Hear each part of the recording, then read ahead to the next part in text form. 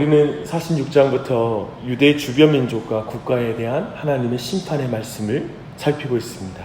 이미 애굽과 블레셋 그리고 모압과 암몬에 대한 말씀을 살폈고요. 이제 49장 본문은 이제 암몬, 에돔, 다메섹, 게달과 하솔 그리고 엘람에 대한 심판의 말씀이 이제 49장에서 다루고 있는 내용입니다.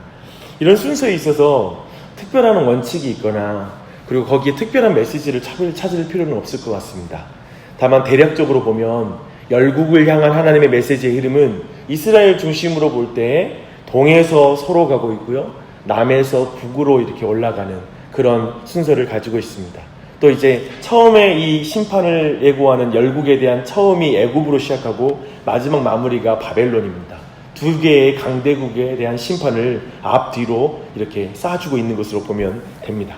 이제 오늘 본문은 에돔에 대한 예언으로 시작합니다. 7절부터 22절까지입니다.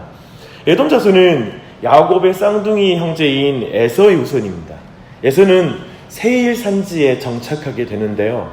이곳은 험한 산지와 계곡으로 이루어진 정말 그래서 다른 나라가 공격하기 힘든 지형을 가진 지역이었습니다. 이 지형이 이제 에돔을 이해하는 중요한 키가 돼요. 조금 이따 그 내용 살펴보겠습니다. 역사적으로 보면 에돔은 이스라엘 백성이 가나안으로 들어올 때 이제 그 영토를 지나게 해달라고 하는데 그걸 허락하지 않은 그런 민족입니다. 후에는 이제 전쟁까지 치르죠. 그리고 나중에 다윗 왕이 이 에돔을 속국으로 만들고 그 이후에 여호사밧도 에돔을 다스렸던 것으로 기록되어 있습니다.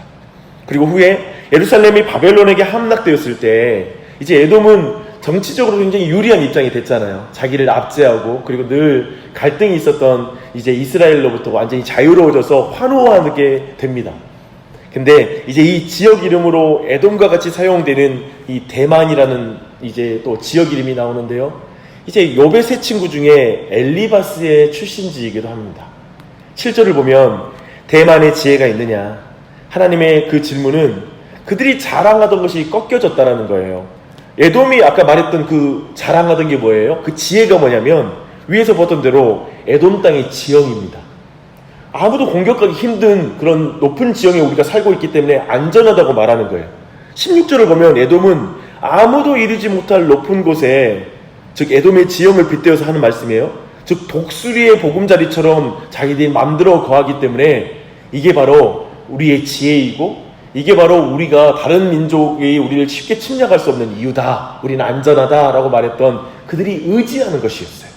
그러나 하나님께서는 그를 그곳에서 끌어내실 거라고 16절에서 말하고 있습니다.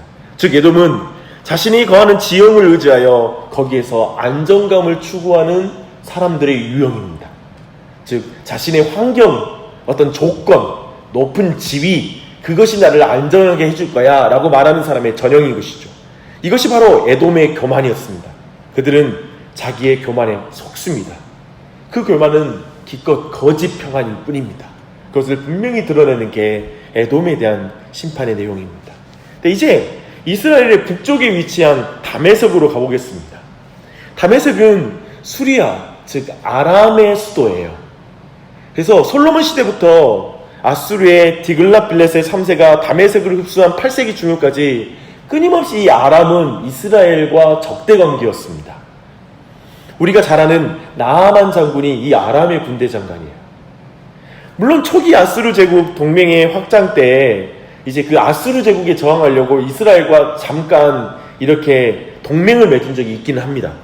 이후 다메섹은 이제 아수르에게 멸망을 당하고 나서 아수르 제국이 나중에 무너질 때 그때 잠깐 독립하게 됩니다. 이내 그러나 바벨론 제국에 의해서 멸망당하여서 바벨론의 속국이 됩니다. 오늘 본문 메시지는 다메섹이 잠깐 독립을 했을 때 그때 선포된 말씀으로 이해될 수 있습니다. 북방 수리아에 속했고 다메섹과 동맹하고 있던 또 두 도시가 나오거든요. 하맛과 아르밧은 다메섹이 약화되었다는 나쁜 소식을 접하게 됩니다. 그리고 다메섹의 쇠퇴는 마치 쉼없이 물결치는 바다가 해산하기 위해 고통 중에 몸부림치는 여인처럼 될 것이라고 또한 23절, 24절에서 말하고 있습니다. 이런 가운데 이렇게 25절 또 1인칭의 탄식이 있는데요. 이것 또한 하나님의 탄식이 아니라 수리아 사람들이 하는 탄식일 거예요. 이렇게 또한 다메섹 또한도 하나님의 심판을 피할 수가 없습니다. 그리고 나서 다메섹에 이어서 게달과 하솔에 대한 예언이 28절로 33절에 이어집니다. 게달과 하솔은 이제 그 아랍 부족이에요. 굉장히 멀리 살기도 하죠. 그래서 게달은 이스마엘의 자손으로 처음 성경에 소개되고 있어요. 다들 성경의 그 아브라함의 자손과 관련된 후손들이죠. 그들은 양과 짐승들을 무역하는 상인들이었습니다. 검은 텐트로 굉장히 유명했던 사람들이기도 하고요. 그리고 게달은 주전 8세기와 4세기 사이에는 아랍의 베두인들 족 가운데 가장 강력한 종족이었습니다. 그래서 아수르와 바벨론 제국의 원정에서 그들의 이름이 딱 들어가는 거예요. 왜냐하면 굉장히 위협적인 세력이었어요. 유목민이라니까 약하다고 생각하는데 그렇지 않았습니다.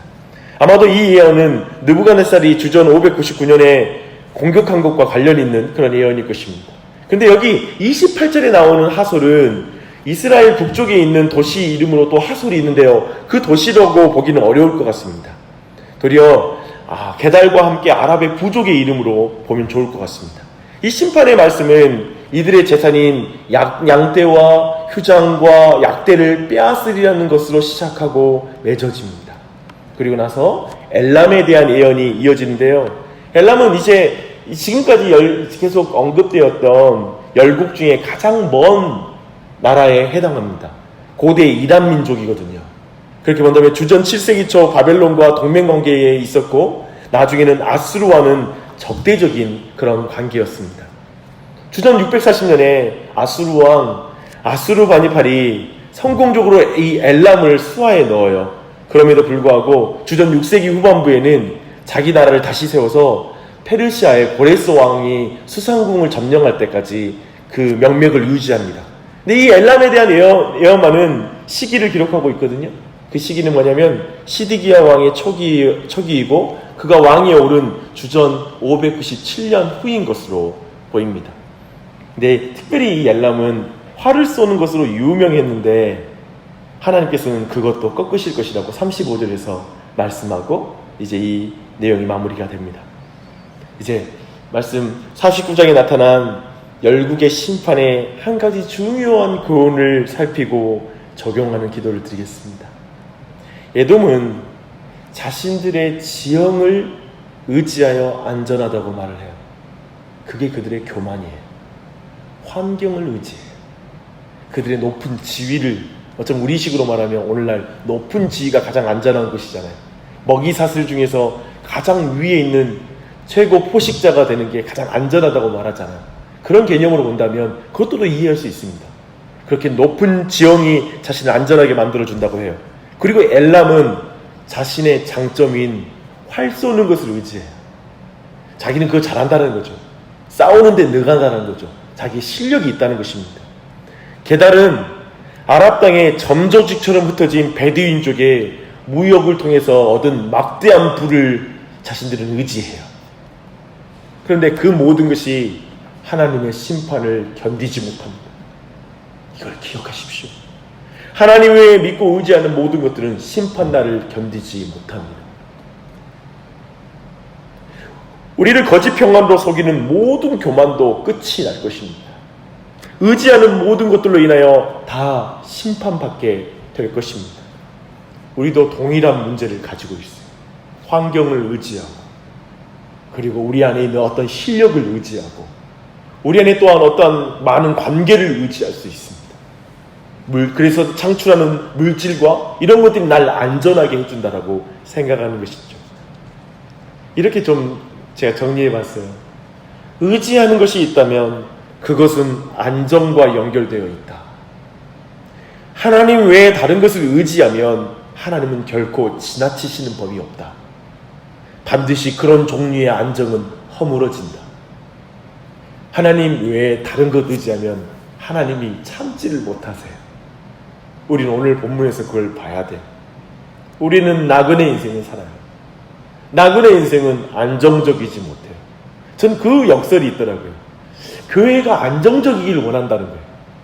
근데 생각해보면 그 안정이라는 게 뭐냐면 교회에 직분자들이 다 서서 사람들이 안정적으로 조직을 갖추고, 또 한편의 안정은 뭐냐면 재정적으로 교회가 궁핍함 없이 안정적이 되는 것, 이걸 안정이라고 불러요. 그리고 우리는 가정에서 모든 환경에서 이걸 원해요. 근데 이걸 의지하면 하나님이 이걸 무너뜨려요. 믿으십니까? 정말 그래요. 하나님만 의지하는 거예요. 내 인생 지금 여러 문제들 부딪히고 너무 불안해서 왔을 거예요. 그럴 때 기도하잖아요. 우리는 너무 불안하니까. 생각을 곰곰이 해보면 내가 하나님 의지하지 않고 다른 걸 의지할 때 내 안에 불안함이 찾아오는 거예요. 그래서 더욱 주님 의지하는 자리가 기도의 자리인 줄 믿습니다. 그런데요, 어쩌면 우리 모두도, 그리고 오늘 본문에 나온 모두가 그런 의미에서 헛된 걸 의지함 가운데 심판을 피할 수가 없을 텐데, 여기에도 소망이 있는 말씀이 있어요. 비록 세상이 빛보다 어둠을 더 사랑하고 오신 주님을 영접하지도 않고 그리고 주님을 의지하지도 않고 따르지도 않지만, 하나님의 은혜로움이 이 심판 속에서도 빛나고 있는 것을 보게 돼요. 그것은 6절과 39절인데요. 심판 후에 하나님께서 그들 중에 돌아오게 할 자가 있다는 약속이에요. 우리가 받은 구원이 바로 이 피할 수 없는 심판으로부터 얻은 구원인 줄 믿습니다. 우리가 헛된 걸 의지하여 정말 쓴맛, 인생의 쓴맛을 맛보고 불안함의 쓴맛을 보고 있지만, 하나님은 거기서 다시 건져주세요. 다시 우리를 일으키십니다. 회복하십니다. 그 사실을 우리가 기억하면서, 그런 하나님이 지금 우리 등 뒤에 계시니까, 오늘도 그 하나님이 우리 인생 가운데, 우리 가정 가운데 그 뒤에 지금 버티고 계시니까 그분 의지하고 기도하십시오. 그리고 그분의 그 선하심을 의지하여서 하나님께 나아가는 이 아침이 되었으면 좋겠습니다. 기도하겠습니다. 하나님 아버지, 열국과 민족들이 심판의 메시지를 피할 데 없으시 저희도 하나님의 진노와 저주의 심판을 받아야만 하는 존재였음을 깨닫게 해주시니 감사합니다. 그러나 그 가운데서도 우리 구주 예수 그리스도를 통하여 우리에게 구원의 길을 내시고 그 심판 가운데 우리를 건져 은혜를 베풀어 주시니 감사합니다.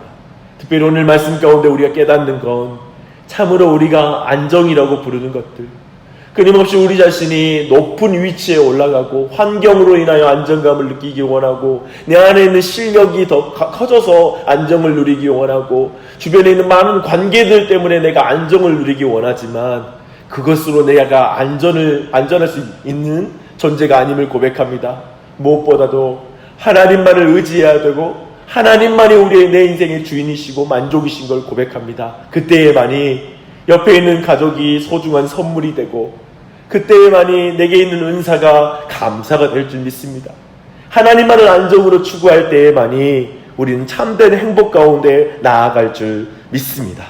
하나님, 이 아침에도 그렇게 우리 안에 구원으로 베푸신 은혜에 감사하며 우리의 참된 안정감이 되시고 우리의 삶에 온전히 우리의 삶을 세워주시는 주님의 이름을 의지하여 기도할 때 큰 은혜가 넘치도록 주님 은혜 베풀어 주시옵소서. 이 시간 또 기도하기에 나온 사랑하는 지체들에게 이 말씀의 은혜가 넘치게 해주시고, 또 이 말씀을 따라 기도할 때 그 기도가 응답되게 하여 주시옵소서. 말씀이 이루어지는 기도가 이 아침에도 선포되길 간구합니다. 특별히 온 교회를 주님 붙잡아 주셔서 온 교회 또한도 참되게 하나님만을 의지하는 그런 온 교회가 될 수 있도록 은혜를 베풀어 주시옵소서. 모든 것에 감사드리며 예수님의 이름 받들어 기도합니다. 아멘.